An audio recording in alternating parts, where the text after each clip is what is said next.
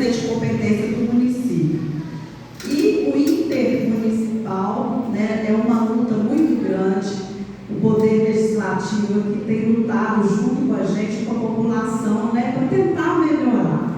Mas este ano, eu vou deixar o André falar melhor aqui, né, André, como que está esse processo, mas o transporte público municipal, no município, bairro a bairro, ele já está bem adiantado. Eu gostaria até que o André incrementasse mais aqui a resposta. A questão da Copasa e a CEMIG também, tanto o Poder Público quanto o Legislativo, nós temos, né, debatido com eles essas questões que a gente sabe, né, que existe. Vou pedir também o Otávio, né, Otávio, que tem acompanhado muito aí com a gente essas reuniões da Copasa e da CEMIG, ele vai estar respondendo aqui para vocês também. Tanto o Legislativo também participa conosco dessas demandas. Então, eu passo aqui para o André, né, André, para falar um pouco aí sobre o nosso transporte público municipal dentro do bairro a bairro, como que já está aí o andamento deste processo. Bom que o Otávio chegou, ele está capitaneando essa parte, mas só para a parte de transporte, ela é ligada à Secretaria de Meio Ambiente também, e nós temos trabalhado há quase 2 anos e meio para a criação do transporte público municipal. Vai acabar com esse vácuo de, por exemplo, Masterville não tem um ônibus que liga no centro de Sazeiro. Uma pessoa chegar no terminal e ficar lá 1 hora esperando para conseguir chegar no bairro Brasília, no Anchieta, no Serra Azul, no Riacho da Mata, e se deslocar bairro Brasília e os demais bairros da cidade. Então chegamos a um consenso, chegamos a um projeto bacana, foi aprovado nessa Casa Legislativa, a lei que cria o projeto municipal Passe Livre, e aí agora nós estamos na fase de contratação das empresas para que a gente possa realmente implementar ainda este ano, né? Vou deixar o Otávio, que ele tem me ajudado lá, porque a Secretaria de Meio Ambiente também tem muitas atividades, e ele, com bastante camaradagem, tem me ajudado nisso aí. Só para enfatizar a questão de Copasa e CEMIG, gente, é uma luta. Eu só nesses 2 anos e meio já estive nessa casa aqui para tratar de falta d'água ou de falta de energia umas 200 vezes, sem brincadeira nenhuma. E aí vem o prefeito, vem o secretário do governo, vem o secretário de obras, e as nossas concessionárias estão deixando de desejar há muito tempo. A gente não sabe se é para privatizar, se é para reduzir a capacidade dela, vender mais barato, a gente fica em dúvida disso. Mas o prefeito Marcelo, a vice-prefeita Rita, tem trabalhado diuturnamente para que esses problemas não aconteçam. E com a CEMIG é pior, porque a CEMIG já foi convocada nessa casa aqui várias vezes e nem representante ela manda.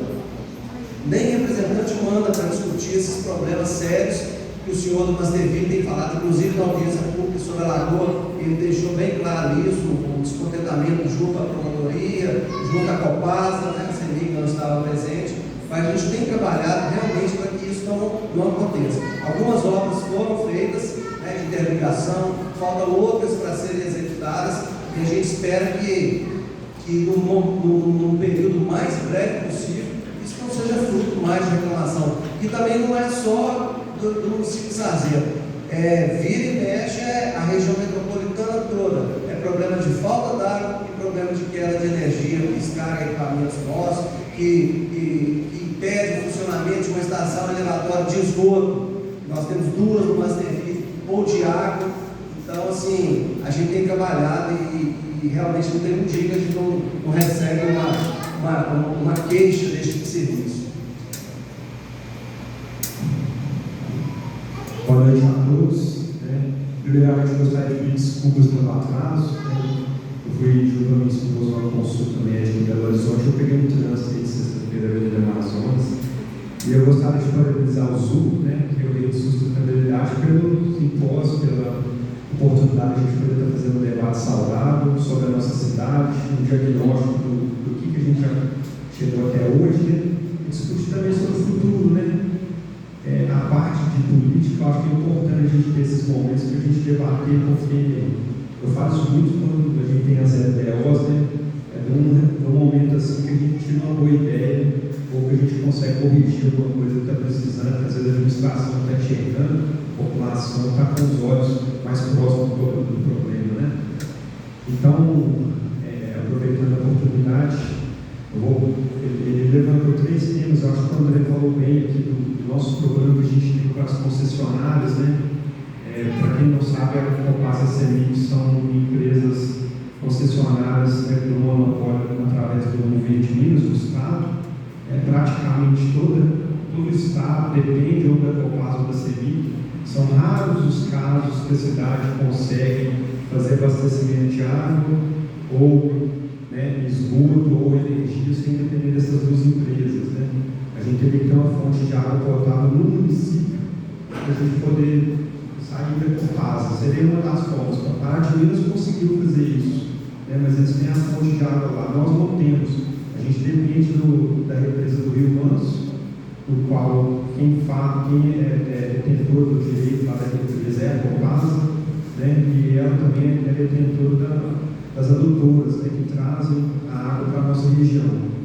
A gente tem lutado assim incansavelmente, né, batalhando, brigando com força política, com justiça, com o Ministério Público. Os vereadores aqui são parceiros da administração. Quantas vezes a gente teve que marcar a audiência pública e a justiça? Infelizmente, a Copasa para a CEMIG só está funcionando desse jeito. É triste a gente falar isso, porque a gente é um município aqui de 37, 38 mil habitantes. A Copasa está aí no estado todo. Então, assim, eles veem a gente com uma força pequenininha, né? E a gente fica tão impotente do tamanho, né, e da força que tem o governo, poderia dar uma atenção maior para os moradores. Mas a gente também pode falar de algumas conquistas, né? Eu também sou morador do Servilha. Eu não sei qual região o senhor mora. Eu moro na parte mais alta da região do bairro, ali, próximo do Bar Brasília, né? Na última casa do alto da Alameda das Quaresmeiras.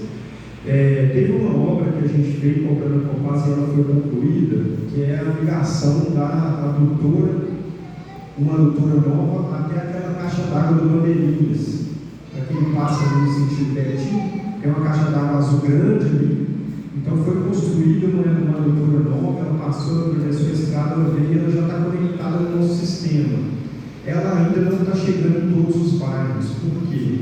Precisa reformar os sistemas de adutoras e melhorando eles para poder comportar esse preço todo. Hoje a gente tem um gargalo que está dependendo da Transpetro autorizar a Petrobras passar mais uma adutora.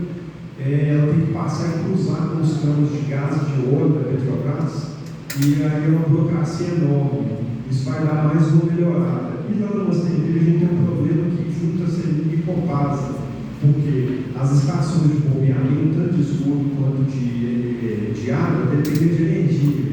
E às vezes as bombas, né, com tanto pedido, a bomba acaba queimando alguma coisa, e aí o gerador que deveria suprir aquela demanda durante a falta de energia não funciona por causa da quantidade de pico de luz. A CEMIG, eu vou falar assim, para quem não sabe, eu sou filho do Marcelo, eu sou secretário de governo desde 2013, mas eu falo assim, meu pai teve esses dias com um reunião de prefeitos, com o governador Almeu Zema, e ele falou assim, muito enfaticamente lá, que diretamente com o governador, assim, governador, a CEMIG está acabando com a sua imagem. Nós devemos estar com mais de 30 prefeitos, eu duvido que alguém aqui não tem problema com a CEMIG. Vou te dar um exemplo assim, não é só o trato com o morador, não, mas respeito também com os outros órgãos públicos. A CEMIG está atrasando a obra da rodovia desde abril, maio, ali em frente ao Quintas da Lagoa, a gente quer terminar o trevo.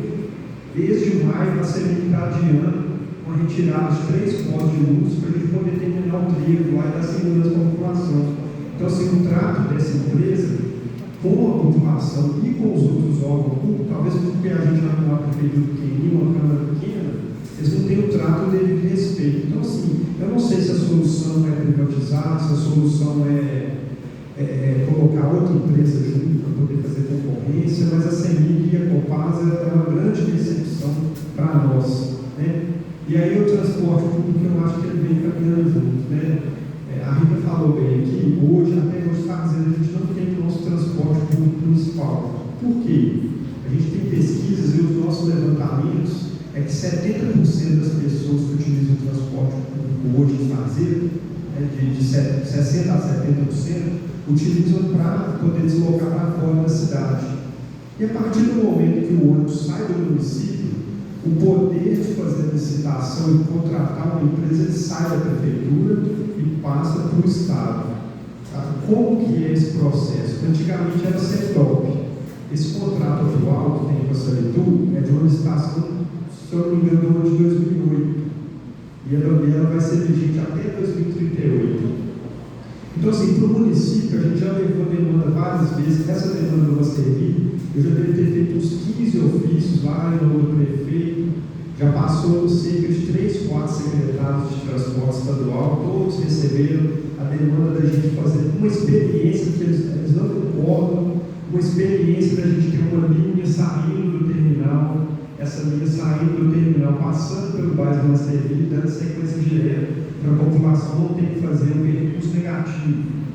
Só que há uma enrolação atrás de enrolação. Infelizmente, o Estado não ouve as cidades pequenas e a gente decidiu, por então, que a única solução que a gente tinha para poder estar melhorando a condição da população era estar integrando o transporte municipal gratuito. Por quê?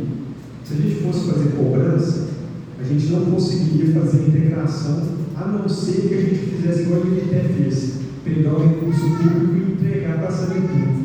Então, assim, essa hipótese aqui, até pela postura da administração, e eu acho que a maioria também resulta, está aqui, os vereadores, a gente nunca ia fazer isso, a gente nunca ia fazer um acordo com a Sanitu, porque a gente sabe que a população não está satisfeita, ela presta um mau serviço há muitos anos aqui na nossa região. Então, a nossa intenção é fazer, então, a gente tem que fazer diferente. Nós vamos ter que ter um transporte gratuito para a pessoa não depender da integração. Então, ela vai poder utilizar esse transporte, por exemplo, ela vai poder pegar um ônibus no Masterville e a gente tentar montar alguma estação ali na frente da rodovia. A gente tenta montar ali um ponto de ônibus parecido com o MOVE, e pelo menos as pessoas vão pegar o da prefeitura e poder descer para lá e utilizar o transporte metropolitano sem ter custo adicional. E a gente também, no nosso projeto, é tentar intercalar os horários que tem no terminal com os horários desse novo transporte, para a gente poder ter uma redução de pelo menos 50% do tempo de espera.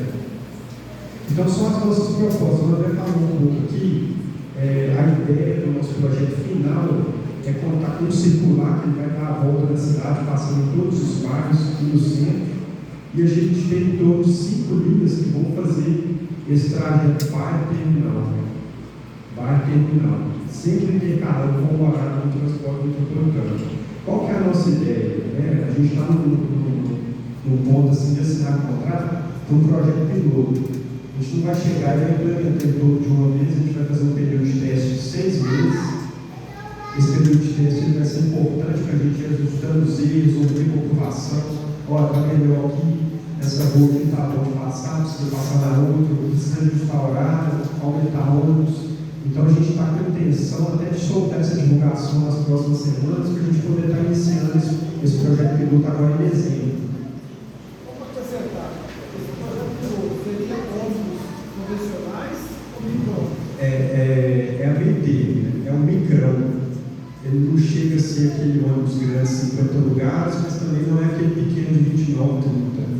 É um ônibus que comporta em torno de 42 passageiros sentados. É o que a gente entendeu que pelo nosso relevo e pela demanda de SAPs, ele seria o mais ideal, ele seria mais ágil.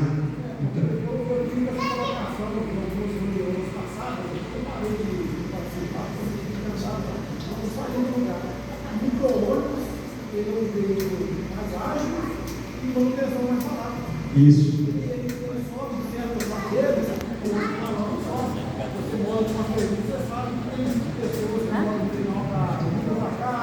Sim. Esse ônibus não é aquele grande, não, ele é o meio termo. Tem alguns ônibus escolares nossos que são parecidos. É o mesmo que está sendo utilizado em outros municípios aí. Ele é denominado micrão. Ele é o meio termo entre o ônibus que é utilizado hoje pela Sanitu e o micro-ônibus menor. Ele tem um tempo assim, eu posso até falar, o circular geral da cidade, eu